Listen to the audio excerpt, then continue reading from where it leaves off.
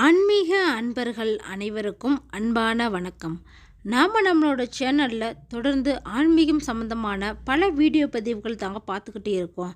அந்த வகையில் நாம் இன்றைக்கி என்ன பதிவு பார்க்க போகிறோம் அப்படின்னா, வரக்கூடிய நவம்பர் 30ஆம் தேதி அமாவாசைக்கு பிறகு கன்னி ராசிக்காரங்களுக்கு எந்த மாதிரியான பலன்கள் அமைஞ்சிருக்குன்னு தாங்க. இந்த அமாவாசை நாளில் நாம் எந்த மாதிரியான வழிபாட்டு முறைகளும் விஷயங்களும் செய்யலாம் அப்படின்னு இந்த வீடியோ பதிவில் பார்க்கலாங்க. ஸோ வீடியோவை ஸ்கிப் பண்ணாமல் முழுசாக பார்த்து பயன்பெறுங்க. இந்த மாதம் அமாவாசை நவம்பர் 30ஆம் தேதி வருதுங்க. அன்னைக்கு காலை 11:04 ஆரம்பித்து அமாவாசை திதி அடுத்த நாள் மதியம் 12:20 வரைக்கும் இந்த திதியானது நமக்கு அமைஞ்சிருக்குங்க. அமாவாசை தினத்தில் சூரியனும் சந்திரனும் நேர்கோட்டில் வருதுங்க. அதாவது ஒன்றை ஒன்று பார்த்துக்குது. அந்த நாளில் முன்னோர்கள் புண்ணிய லோகத்தில் இருந்து பூமிக்கு வராங்க. அதனால் பித்ரு தேவதைகள் என்ற முன்னோர்களை வழிபட்டு அவங்களுக்கு மரியாதை செய்து அமாவாசை தினத்தில் புதிய காரியங்களை துவங்கினால் நிச்சயம் நல்லதே நடக்கும் அப்படின்னு நம்பப்படுதுங்க. அந்த நாளில் நல்ல காரியங்கள் செய்வதால் நமக்கு எந்த ஒரு தீங்கும் ஏற்படாது. முன்னோர்கள் பூமிக்கு வரும் தினம் அப்படிங்கிறதுனால அது ஒரு நல்ல நாளாக தாங்க சொல்லப்பட்டு இருக்கு. இந்த அமாவாசை நாளில் ஜீவ சமாதிகள் புதிய உத்வேகம் பெறுதுங்க. அநேக குரு பூஜைகளும் அஷ்டான பூஜைகள் இப்படின்னு இது எல்லாமே அமாவாசை நாளில் தாங்க நடக்குது. அது மட்டும் இல்லாத பல கோவில்களில் நள்ளிரவு பூஜையும் செய்யப்படுதுங்க. இந்த நாளில் வீடு வாசல் இல்லாத ஏழைகளுக்கு அமாவாசை அன்று அன்னதானம் செய்யலாங்க. அது மட்டும் இல்லாமல் ஒவ்வொரு அமாவாசை அன்னைக்கும் உங்களால் முடிஞ்ச உணவை அன்னதானமாக கொடுக்கலாம். இதோடு மற்ற ஜீவராசிகளுக்கும் உணவு கொடுக்கலாங்க. இந்த அமாவாசை பௌர்ணமியை போலவே முக்கியமான நாளாக தாங்க சொல்லப்படுது. ஒரு மாதத்தில் வளர்பிறை முடிஞ்சு தேய்பிறையின் நிறைவாக தாங்க இந்த அமாவாசை அமையும். இதுக்காக மக்கள் பல பேர் காத்துக்கிட்டு இருக்காங்க. ஏன்னா இந்த அமாவாசையில் குலதெய்வ வழிபாடு, முன்னோர்களின் வழிபாடு, புதிய காரியங்களை தொடங்குவது இப்படின்னு இன்னும் பல விஷயங்கள் செய்யப்படுதுங்க. அதனால் அமாவாசை அப்படிங்கிறதும் ஒரு நல்ல நாளாக தாங்க இருக்குது. இது வரைக்கும் அமாவாசையை பார்த்து பயந்தவங்க, தயக்கமாக இருந்தவங்க இப்படின்னு அவங்க எல்லோருமே தெரிஞ்சுக்கோங்க. இதுவும் ஒரு நல்ல நாள் தாங்க. தெய்வ வழிபாட்டிற்கும் புதிய காரியங்களை தொடங்கவும் ஏற்ற நாளாக தான் இந்த அமாவாசை இருக்குது.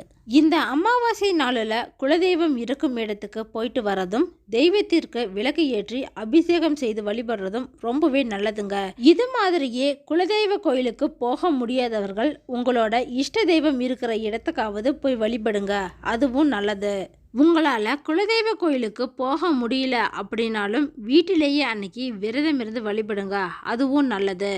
அது மட்டும் இல்லாமல் குலதெய்வம் தெரியாதவங்க கூட முருகனையோ அம்பாளையோ குலதெய்வமாக எடுத்து இந்த அமாவாசை நாளில் வழிபடலாம். இந்துக்கள் வழிபாட்டிலேயே அமாவாசை அப்படிங்கிறது ஒரு முக்கியமான இடத்தை பிடிச்சிருக்குங்க. அதாவது தை அமாவாசை, ஆடி அமாவாசை, புரட்டாசி அமாவாசை, மகாலய அமாவாசை இது எல்லாமே ரொம்பவே விசேஷமான அமாவாசைகளாக சொல்லப்படுதுங்க. இந்த நாளில் நம்மளோட முன்னோர்களின் வழிபாடு ரொம்பவே சிறப்பு வாய்ந்ததாக சொல்லப்படுது. முன்னோர்களை பித்ரு அப்படின்னு நாம் சொல்கிறோம். அந்த நாளில் முன்னோர்கள் நம்ம வீட்டு வாசலில் வந்து நிற்பாங்க அப்படின்னு காலம் காலமாக இருந்து வரும் ஒரு நம்பிக்கையாக இருக்குங்க. இப்படி நம் முன்னோர்கள் வரும் இந்த நாளில் அவங்களுக்கு பிடிச்ச உணவை படையலிட்டு வைப்பாங்க. அந்த நாளில் பித்ருக்களுக்கு அதிகமான பசியும் தாகமும் இருக்குது அப்படின்னு தர்ம சாஸ்திரங்கள் சொல்லப்படுதுங்க. இந்த பசியை நாம் போக்கி வழிபட்டால் அந்த குடும்பத்திற்கு நீண்ட ஆயுளும் அழியா புகழும் உடல் வலிமை செல்வம் இப்படின்னு இது எல்லாத்தையுமே நம்முடைய முன்னோர்கள் நமக்கு தருவதாக நம்பப்படுது. இது மாதிரி படையலிட்டு வழிபட முடியாதவங்க முன்னோர்களை நினைத்து வீட்டிலேயே கூட எள்ளும் தண்ணீரும் இறைத்து வழிபாடு செய்யலாங்க. இதுதான் தர்ப்பணம் அப்படின்னு சொல்லுவாங்க. இதோடு வீட்டில் இருக்கும் பசுமாட்டிற்கு அகத்திக்கீரை கொடுப்பதும் தர்ப்பணம் செய்த பலனை நமக்கு பெற்றுத்தருங்க. இது மாதிரி யாரெல்லாம் வீட்டில் தர்ப்பணம் செய்து பசுமாட்டிற்கு அகத்திக்கீரை சாப்பிட கொடுத்துருக்கீங்க அப்படின்னு கமெண்ட் பாக்ஸில் சொல்லுங்கள். இதோடு புண்ணிய ஸ்தலங்கள் மற்றும் நீர்நிலைகளில் கூட இந்த தர்ப்பணம் செய்வது நம்மோட வழக்கத்தில் இருக்குங்க. இதனால் நமக்கு இருக்கும் பித்ரு தோஷங்கள் நீங்கி நமக்கு தெரிந்தும் தெரியாமலும் செய்த தவறுகளும் பாவங்களும் நீங்கி எல்லா வகையான சகல சௌபாக்கியங்களையும் நம்மோட முன்னோர்கள் நமக்கு அள்ளி தருவாங்க அப்படின்னு மக்கள் இன்றளவிலும் நம்புகிறாங்க. இந்த அமாவாசை நாளில் அவங்களுக்கு பிடித்த உணவை செய்து படையிலிட்டு அதை காக்கைக்கு சாப்பிட வைப்பாங்க. இதன் மூலியமா நம்மோட முன்னோர்களே காக்கை உருவத்தில் வந்து உணவை சாப்பிடுவதாக காலம் காலமாக உள்ள நம்பிக்கைங்க. இந்த அமாவாசையை பற்றி கருட புராணத்தில் முன்னோர்களுக்கு என்ன செய்ய வேண்டும் அப்படின்னு சொல்லியிருக்கு. இது பெருமாள் கருடனுக்கு போதித்தது போல அமைந்திருக்குங்க. இந்த நாளில் தான் கண் திருஷ்டியை போக்க வீடுகளிலும் தொழில் செய்கிற இடங்களிலும் பூசணிக்காய் உடைத்து வழிபடுறது வழக்கமாக இருக்குங்க. நம்முடைய முன்னோர்கள் காலத்தில் இருந்தே நடைமுறை காலம் வரைக்கும் இது செஞ்சுக்கிட்டு இருக்கிற ஒன்று. இது மாதிரியே அமாவாசையை பற்றி நீங்கள் இன்னும் நிறைய தெரிஞ்சுக்கணும் அப்படின்னா நம்மளோட சேனலில் பல வீடியோ பதிவுகள் இருக்குங்க. அதெல்லாம் போய் விசிட் பண்ணி பாருங்க. புதன் பகவானை ராசி அதிபதியாக கொண்டவங்க தாங்க இந்த கன்னிராசிக்காரங்க. இந்த மாதத்தில் கன்னிராசிக்காரங்களை பொறுத்த வரைக்கும் உங்களோட ராசிநாதனை இருக்கக்கூடிய புதன் கிரகம் 3ஆம் இடத்துல அமர்ந்து இருக்கிறாரு. இந்த 3ஆம் இடம் அப்படின்னு சொல்லக்கூடிய விருச்சகமானது நீர் ராசியாக இருக்கிறதுனால இந்த புத பகவானை பொறுத்த வரைக்கும் உங்களுக்கு மிகப்பெரிய பெயர், புகழ், கௌரவம், சுகம், அந்தஸ்து இப்படின்னு சொல்லக்கூடிய எல்லா வகையான சிறப்புகளையும் கொடுக்க காத்துட்டு இருக்காருங்க. ஏன்னா இவர் 3ஆம் இடத்துல அமர்கிறாருங்க. அந்த 3 குடையவன் 11ஆம் இடத்துலையே கடகத்திலேயே செவ்வாய் அமர்ந்திருக்கிறாரு. இப்படிப்பட்ட கிரக சஞ்சாரம் மிக சிறப்பான ஒரு நல்ல முன்னேற்றங்களை ஏற்படுத்தி கொடுக்க போகுதுங்க. தடைகள் எதுவும் இல்லாமல் இந்த மாதம் நல்லா தான் அமைஞ்சிருக்கு. குறிப்பாக இந்த புதன் கிரகம் இங்கு இருக்கிற வரைக்கும் கலைத்துறையினருக்கு மிக சிறப்பான முன்னேற்றங்கள் அமையுங்க. புதிய வாய்ப்புகள் தேடி வரும். மற்றவர்கள் பாராட்டக்கூடிய நிலையில தான் நீங்கள் இருப்பீங்க. கன்னி ராசியில் பிறந்த குழந்தைகள் கல்வியில் சாதனைகளை ஏதாவது படைப்பீங்க. படிக்கிற பிள்ளைகள் மிகவும் சிறப்பாக படித்து முன்னேறுவீங்க. இதுவரைக்கும் இருந்த தடைகள், தயக்கங்கள் எல்லாமே நீங்கி இப்போ ஒரு உத்வேகம் ஏற்பட போகுதுங்க.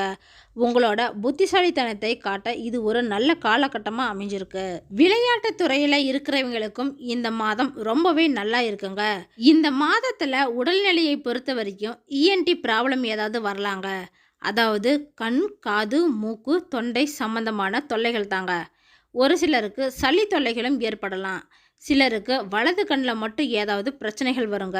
இது மாதிரியான தொல்லைகளை இந்த புதன் கிரகம் உங்களுக்கு ஏற்படுத்துவார். ஆனாலும் அதிகமாக சிறப்பான பலன்கள் தாங்க கொடுக்க போகிறாரு. சுக்கிரன் 4ஆம் இடத்துல இருக்கிறாரு. 9ஆம் பாவாதிபதி 2ஆம் பாவாதிபதியாக இருக்கக்கூடியவர் கேந்திர பலம் பெற்று இருக்கிற காரணத்தால் கண்டிப்பாக இந்த மாதம் உங்களுக்கு புதிதாக வீடு, மனை, வண்டி, வாகனம் வாங்கக்கூடிய வாய்ப்புகள் ஏற்படுத்தி கொடுக்க போகிறாருங்க. இதனால் கௌரவம், புகழ், உங்களோட தேவைகளை பூர்த்தி செய்கின்ற வகையில் உங்களுக்கு இந்த சுக்கிர பகவான் 4ஆம் இடத்துல இருந்து செய்கிறாரு. அது மட்டும் இல்லாமல் பூர்வீக சொத்துக்களில் இருந்து வரவேண்டிய பாக்கிகள் ஏதாவது இருந்தால் அது எல்லாமே கண்டிப்பாக இந்த மாதத்தில் வந்துடுங்க. சகோதரர்கள் ஒன்று சேர்ந்து கரெக்டாக அதை பிரிச்சுக்குவீங்க. செவ்வாய் 11ஆம் இடத்துல இருக்குதுங்க. அப்படிங்கிறது உங்களுக்கு தனித்தன்மையை புரிய வைக்கும். ஏற்கனவே செய்த வேலைகள் இப்போ கரெக்டாக செய்வீங்க. திறமைகளை பார்த்து கொள்வதற்கு உங்களோட புத்திசாலித்தனத்தை பயன்படுத்தி நீங்கள் அறிவாற்றலோடு செயல்படுவீங்க. அதற்கான காலகட்டமாக தாங்க இது அமைஞ்சிருக்கு. அடுத்ததாக இந்த மாதம் வெளிநாட்டுக்கு போகக்கூடிய நிலைமை ஏற்படலாங்க. ஏற்கனவே அறிமுகம் ஆகாதவங்க கூட இப்போ உங்களுக்கு உதவி செய்வாங்க. வியாழன் கிரகத்தின் அனுகூலத்தால் அரசாங்கத்தில் இருந்து வரவேண்டிய செல்வாக்கு, பணம், வேலை இப்படின்னு எல்லாத்தையுமே பயன்படுத்தி கொள்கிற வாய்ப்புகள் உங்களுக்கு இருக்குங்க. பணம் வைத்து பணம் எடுக்கிற தொழில் செய்கிறவங்களுக்கு இந்த மாதம் அதிர்ஷ்டம் ஏற்படுத்த போகுதுங்க. சனீஸ்வர பகவான் 6ஆம் இடத்துல வீற்றிருக்கிறாரு. ஆனால் அவர் இருக்கிறது ராகு பகவானின் நட்சத்திரம். அதனால் வெளிநாட்டுக்கு பயணம் போகிறவங்க, வேலை தேடி போகிறவங்க, ஏற்கனவே இருக்கிற வேலையை விட்டுட்டு புதிதாக வேலை தேடிட்டு இருக்கிறவங்க இப்படின்னு இருக்கிற எல்லாருக்குமே மிக சிறப்பான வேலை வாய்ப்புகள் ஏற்படுத்த போகுதுங்க. நர்ஸ், டாக்டர்ஸ் இப்படின்னு படித்தவங்களுக்கு இந்த மாதம் நல்ல வாய்ப்புகள் இருக்குங்க. 7ஆம் இடத்துல ராகு வீற்று இருக்காருங்க. அதனால் கணவன் மனைவி ஒருத்தருக்கு ஒருத்தர் விட்டு கொடுத்து போகிறது நல்லதுங்க. குடும்பத்தில் யாருக்காவது உடல்நிலை சரியில்லாமல் போகலாம். உடனே டாக்டர்ஸை போய் பாருங்கள். வயதானவங்களுக்கு நரம்பு சம்பந்தமான தொல்லைகளும் மறதி குணங்களும் ஏற்படலாங்க. இந்த மாதத்தில் திருமணம் சார்ந்த சுப காரியங்களை பற்றி இப்போ பேச்சுவார்த்தைகள் ஏற்படுங்க. சுப காரியங்களை செய்யவும் முடிவு எடுப்பீங்க. இப்படி குடும்பத்தில் ஒரு சந்தோஷமான சூழ்நிலை உருவாகுங்க. இது மாதிரியான பலன்கள் தாங்க இந்த மாதம் கன்னிராசிக்காரங்களுக்கு அமைந்திருக்கு. பரிகாரமாக முருகனை வழிபடுங்க, மிக சிறப்பான வாழ்க்கை பாதையை ஏற்படுத்துவார். ஓகே ஃப்ரெண்ட்ஸ், இந்த வீடியோ பதிவு உங்களுக்கு பயனுள்ளதாக இருக்கும் அப்படின்னு நினைக்கிறேன். அடுத்தடுத்து நம்ம சேனலில் ஆன்மீகம் சம்மந்தமான பல வீடியோ பதிவுகள் தாங்க வரப்போகுது. ஸோ நம்ம சேனலை ஃபஸ்ட் டைம் பார்க்குறீங்க அப்படின்னா சப்ஸ்கிரைப் பண்ணி வச்சுக்கோங்க. கூடவே பெல் ஐக்கனையும் கிளிக் பண்ணி வச்சுக்கோங்க. அப்போ தான் நாங்கள் போடுற வீடியோ பதிவு உங்களுக்கு உடனே கிடைக்கும். இந்த வீடியோ உங்களுக்கு பிடிச்சிருந்தா லைக் பண்ணுங்கள், ஷேர் பண்ணுங்கள், கமெண்ட் பண்ணுங்கள்.